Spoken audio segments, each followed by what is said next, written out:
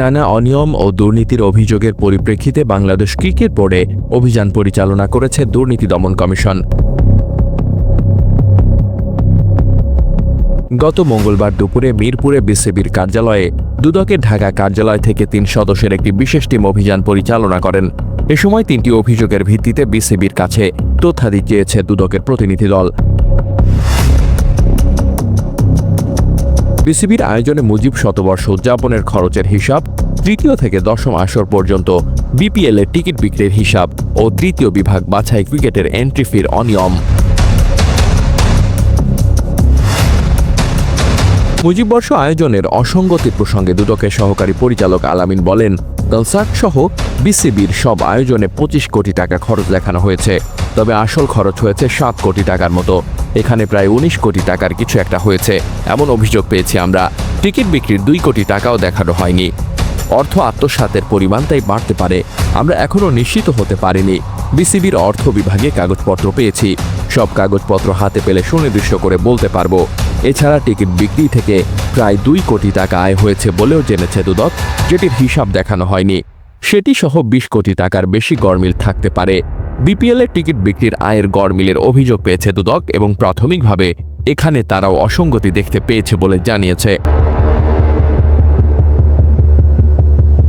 দুদক কর্মকর্তারা জানান, বিপিএল এর ১১তম আসরেই যেখানে ১৩ কোটি টাকার টিকিট বিক্রি হয়েছে, সেখানে তৃতীয় থেকে দশম আসর পর্যন্ত ৮ মৌসুমে টিকিট বিক্রি থেকে মোট আয় দেখানো হয়েছে ১৫ কোটি টাকা। দুদক কর্মকর্তারা বলেন, বিসিবির কাছ থেকে তারা তথ্য পেয়েছেন, আগে নির্দিষ্ট পরিমাণ অর্থ নিয়ে বিভিন্ন কোম্পানির সঙ্গে বিসিবি চুক্তি করত এবং ওই চুক্তি অনুযায়ী টিকিট বিক্রি করত। টিকিট বিক্রি থেকে নির্দিষ্ট একটা অঙ্ক বিসিবিকে দিত, যেটা তাদের আয় হিসেবে ধরা হতো।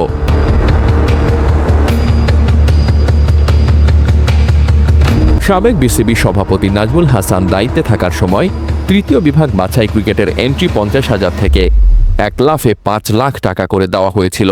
এতে প্রতিযোগিতা থেকে সরে যায় প্রায় সব দলই। প্রতি বছর ২টি করে দল উচ্চ এন্ট্রি ফি দিয়ে নামমাত্র প্রতিযোগিতায় অংশ নিয়েছে। এ নিয়ে অভিযোগের তদন্ত করবে দুদক।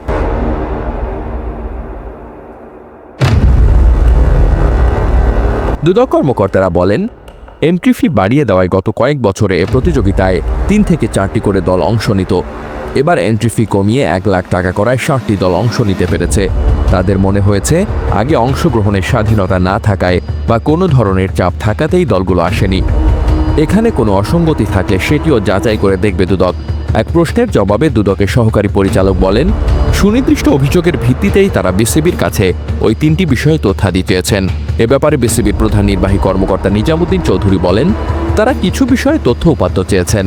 আমরা আমাদের সংশ্লিষ্ট বিভাগগুলোকে বলেছি তাদের সহযোগিতা করার জন্য।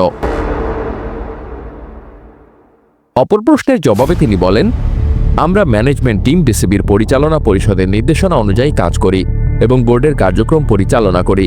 আমাদের কাজ হচ্ছে বোর্ডের নির্দেশনা বাস্তবায়ন করা।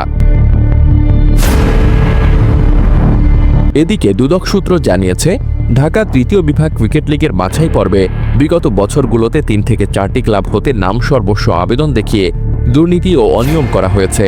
এরূপ প্রাথমিক প্রমাণ পায় দুদক টিম। অপরদিকে বিপিএল এর টিকিট বিক্রি নিয়ে আর্থিক অনিয়মেরও প্রাথমিক সত্যতা পাওয়া যায়।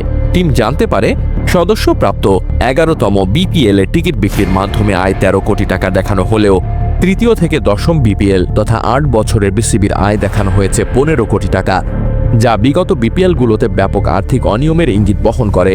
ক্রিকেট সেলিব্রিটি মুজিব 100 বাস্তবায়নে ২৫ কোটি ৩৮ লাখ টাকা খরচ দেখানো হলেও প্রকৃতপক্ষে মাত্র ৭ কোটি টাকা খরচ হয়েছিল এমন তথ্য পায় দুদক টিম। অর্থাৎ এক্ষেত্রে প্রায় ১৯ কোটি টাকার আর্থিক অনিয়মের তথ্য প্রাথমিকভাবে পাওয়া যায়। অভিযানকালে অভিযোগগুলোর প্রাথমিক সত্যতার পরিপ্রেক্ষিতে অধিকতর যাচাইয়ের লক্ষ্যে রেকর্ডপত্র সংগ্রহ করা হয়েছে। রেকর্ডপত্র যাচাই বাছাই করে কমিশন বরাবর বিস্তারিত প্রতিবেদন দাখিল করা হবে।